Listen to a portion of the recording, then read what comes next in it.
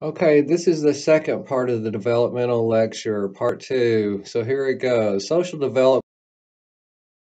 When I talk about attachment, it's basically how we form connections with other people. So many of the attachment researchers focus on the first relationship we have, which is the mother-child bond. Okay, so here I have it represented. The mother-child bond serves as a template or a model for your future relationships. And basically, if the mother-child bond over here is hunky-dory, then you're going to have a pattern of bonding that leads to successful relationships. But alternatively, if the mother-child bond, there's something wrong there, then it's going to cause you problems in your bonding patterns with people as an adult. Sigmund Freud has this theory called cupboard theory. You don't need to know this for the test, but I really like it. He thought that the mother provided food, and that if she provided enough food, the infant would be secure and they would be secure in their relationships, which I don't think the cupboard has anything to do with food. If we were in person in class, I would go off on this, but I think the cupboard has more to do with, does the mom provide nurturance, lovey-doveyness? And if she does, you'll get a sense of security in this way. And so I'll talk about cupboards as I go along, and come back to this analogy.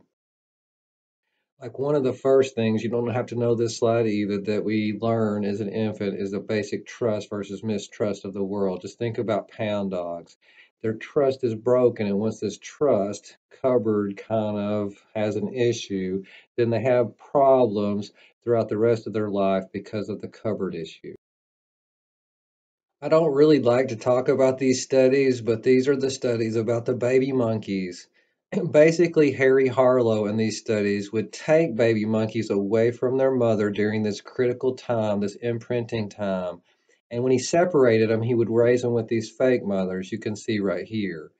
Now, these surrogate mothers are fake mothers that he would raise them with. Sometimes were covered in wire, sometimes in cloth, sometimes they would have different bodies. But you can see in this picture that the infants really like the cloth covered surrogate, even though the wire surrogate is providing the food. And what he found is that they would prefer this cloth covered one over the food itself. And this baffled the researchers because they knew that animals sustain themselves on food, but they sometimes preferred this lovey-dovey softness over the hardwire mother that provided the food. And this goes back to Freud and what I believe the cupboard has nothing to do with food, has everything to do with softness, lovey-doveyness, this idea of contact. And so when they got a choice between food and comfort, then these monkeys would pick comfort. Okay, so here's the video. I'll start. Let me show you a monkey raised on a nursing wire mother. Now here are 106's two mothers. You see the bottle on the As left. you can see, it was weaned on a wire mother. Here's baby 106. So it has two cupboards, a cloth covered one and a one with food. This goes back to Freud. Okay, they He's go to going to Freud's the wire cupboard. mother. He's got to eat to live.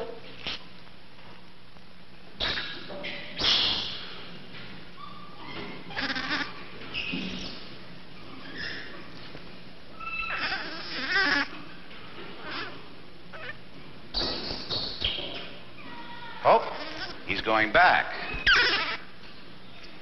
He's back on the cloth mother, and he'll stay on the cloth mother. Actually, this baby spends from 17 to 18 hours You a see day the on thumb the cloth sucking mother, just like humans less to than suck 1 hour a too. day on the wire mother. We had predicted that the variable of contact comfort would be a variable of measurable importance, but we were unprepared to find that it completely overwhelmed and overshadowed all other variables, including those of nursing. All other variables. And so it was the single most important variable was contact. So when they grew up, they took these baby monkeys, now they put them back in with regular monkeys. And what happened? They didn't know how to act. They didn't know how to interact. They were scared. They would go in the corner and hide. If they became mothers or fathers, especially mothers, they would beat their infants. And so it was really sad because they were deprived of this critical period where you get this contact with your mother, and it had detrimental effects in adulthood. Here's where I talk about preemies because back in the day, there were a lot of babies. The mortality rate in the NICU units was sky high. They had everything, just like the wire mothers. They had the respirators, they were hooked up to IVs, everything else, and they were dying. Well, back, I think about the 1970s, the nurses started doing something radical. They would just go by and pick up the little babies and cuddle and hug them. And when they would cuddle and hug them, something magic happened. The mortality rates dropped dramatically. And they call this kangaroo care. And they've started this with newborns to put on the mother's chest, skin to skin contact, because it boosts immunity and all these other positive effects come into play when you have these contact comfort and not just feeding them or hooking them up to tubes, which would be Freud's covered, like, I fed you, why aren't you doing better? And in this case, it has to do with being held. Okay, here I am back again. So Mary Ainsworth, she knew about this research and she started to apply it to humans. And so what she did is use this thing called the strange situation paradigm. You don't have to remember that per se, but it's a model to study humans. And in this strange situation model, she came up with three attachment styles, which I'll talk about here shortly. But basically, I'll mention the strange situation. It's like a living room, and you can see it here. And they'll bring the mother and the child in. Hopefully, you can see this. And then they want to just interact. There's a two-way mirror that they can look at over here from the side, and they can see how do these two people interact with each other. Is it close bond? Is it kind of standoffish, etc.? Now they'll bring a stranger in. How do you react to the stranger? Are you freaked out by strangers? Do you like strangers? And while you're not looking, the mom will sneak out.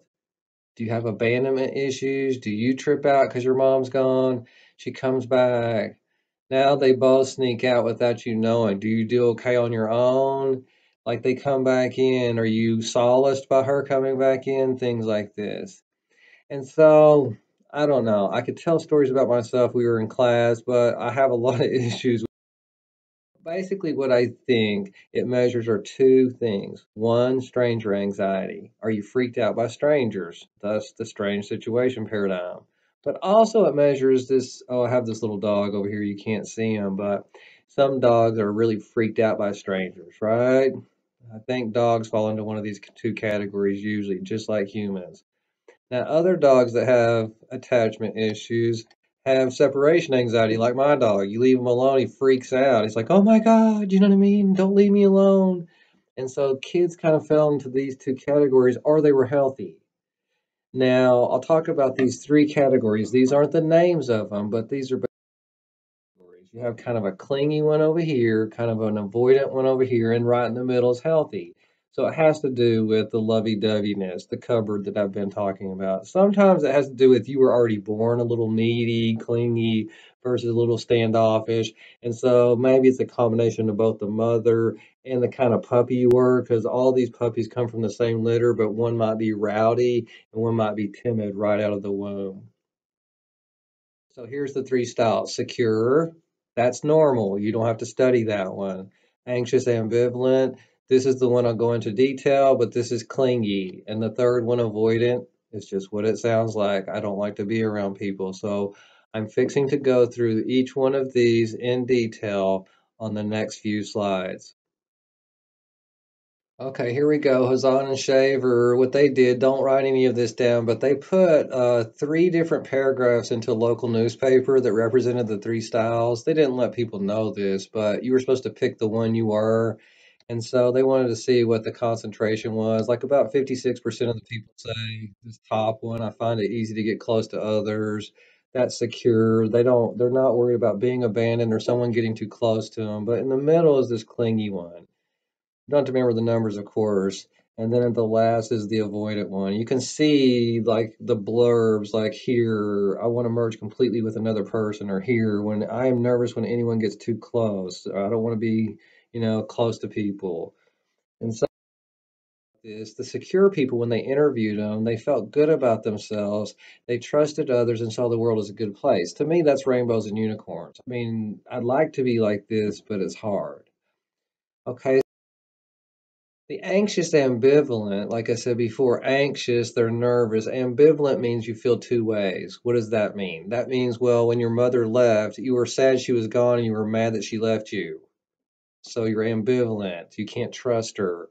That's trust issues that go back to the cupboard, which is me, because a lot of what I have is a doubt myself. I feel misunderstood. I have this fear of abandonment. Sometimes my clinginess starts to drive people away, and these people end up being lonely. You can't see Elmira back here, but usually she's like hugging and squeezing the animals to death. And so, that way, if you get too thirsty, I forgot, I usually talk about, oh girl, he too thirsty, but I'm thirsty and my thirstiness drives people away.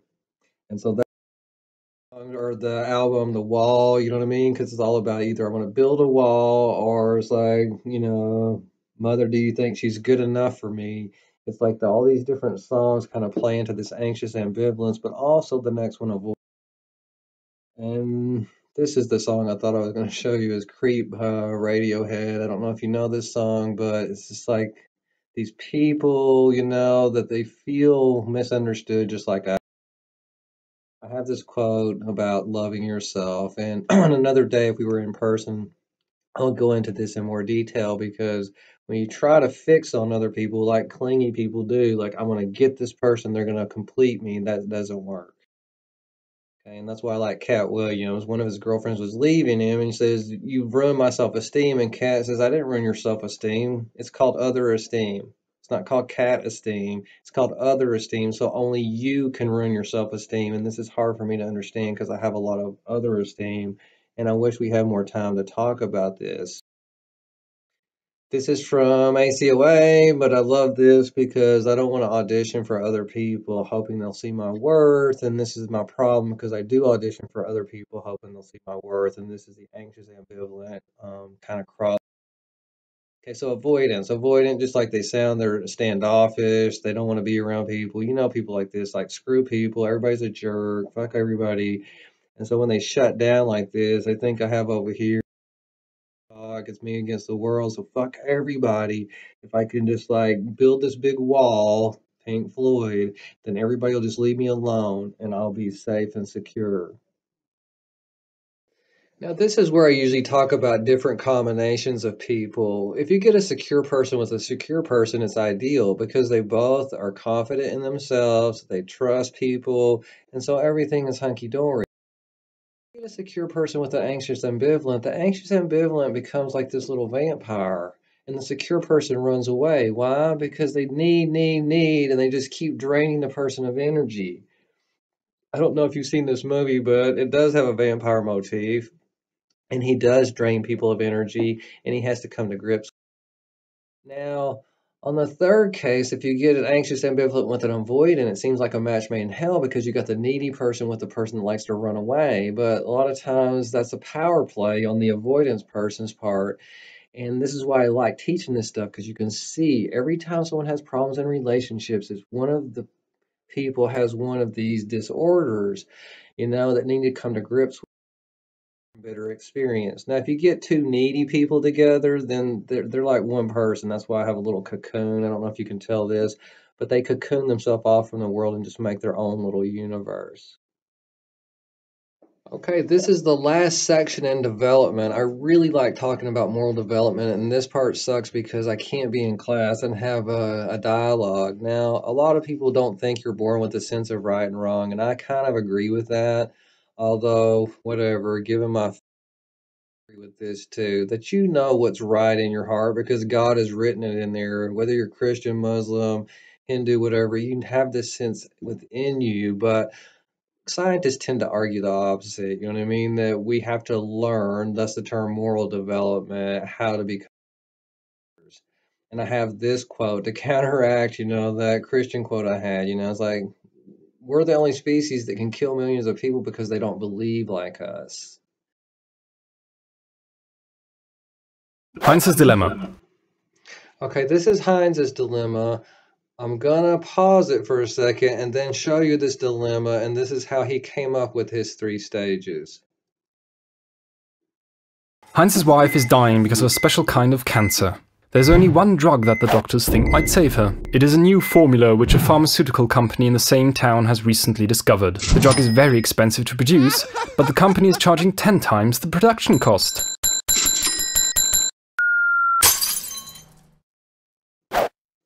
Heinz goes to everyone he knows to borrow money, but he can only collect half of what the drug costs. He tells the CEO of the company that his wife is dying and asks him to sell it for less so if he could pay at a later time. But the CEO refuses. He can make no exceptions. The research had been very expensive and the company needs to turn in a profit. What should happen next? So this is what he would ask little kids, old people, every kind of person he could find. And then he found 3 common categories of responses. You know, it's not really, a lot of people say they steal the drug, but it's not really if you steal it. It's your rationale for stealing it. Like, I can't watch my wife die versus the crime of stealing versus, oh, those guys are being jerks, I should just steal the drug. Comes up with these 3. Oh, I forgot. I had John Q on here. He basically has to break in on this movie to a hospital and hold the doctors at gunpoint to cure his child because they won't, the insurance won't, pay for it or something. Kohlberg comes with these 3 stages: pre-conventional, conventional, and post-conventional. So a caveat, which means warning. I'm going to show a lot of writing on the next 3 slides, but I'm just going to come boil it down. Number 1 means this, number 2 means that, and number 3 means this. Conventional and pre-conventional morality, you either obey the rules to avoid, getting punished or because you'll get a reward. Now, I don't see this as morality because you're just kind of saving your own ass. It's like you can tell me to do anything and I'll get rewarded or punished. You could reward me for hurting people. So in this case, pre-conventional, I don't want you to write this. Just concerned about feeling good or kind of preserving myself. And so that's real primal kind of morality. Even my dog has that kind of morality. He won't do something if he knows he's going to get kenneled up. Kind of morality is conventional. Conventional, which means normal, usual. I obey the rules because either other people will like me or I don't want other people to reject me. Now, this to me is social morality because it's nothing about doing the right thing. It's just I don't want other people to see me in a certain light. I call it saving face or concern about looking good. Really think about, certain periods of history in our time, it's like this is what Martin Luther King says. It's not the bad people that he was so concerned about during this history of civil strife. It's the good people that were being really quiet because they didn't want to be seen in a certain light, and therefore they would be socially ostracized, not physically hurt. Now, if I can go to the next one, I don't know if you've read The Scarlet Letter, but Hester Prynne, she's not hurt physically, but this big red A on the front of her dress, she is shamed, slut shamed back in the day for being, promiscuous with a man. Now, we shamed people in other ways, but if shaming has taken new, avenues like on Easy A or other movies, now we have cyber shaming. And so a lot of this is the way, this morality is kind of dished out. Okay, last one, post-conventional. The individual obeys rules because not only they're not good maybe for me personally, but the bigger society. For instance, affirmative action for me. It's better for the bigger society that more non-white people be in positions of power, but it's not good for me personally. I do believe in it. That's just me. But in stage 6, you just follow your heart. You follow your heart, your conscience. And we'll talk about this later on when I get into probably talking about Henry David Thoreau and other people. Okay, I hope, but this is all being concerned about doing the right thing. And so what Martin Luther King says is a lot of times cowardice is asking, is it safe? Expediency is asking, is it political? It's going to help me out. Is it popular? But conscious asks the question, is it right? And you just have to do the right thing regardless of the consequences. That's why I like this quote from the movie The Weatherman. I don't know if you can see it good or not, but usually the harder thing to do and the right thing to do in life, they're the same thing. The easy thing to do is And so I don't know if you've seen this movie. I might have talked about it already. Silence. A lot of times, are you going to be silent when it comes to do the right thing, to stand up for what you believe in? And this is what Martin Luther King says. Never, never be afraid to do what is right, especially if the well-being of a person or animal is at stake. Society's punishments are small compared to the wounds we inflict on our soul when we look the other way. The price of silence. I hope that this lecture was good for you. Let me know if you have any questions.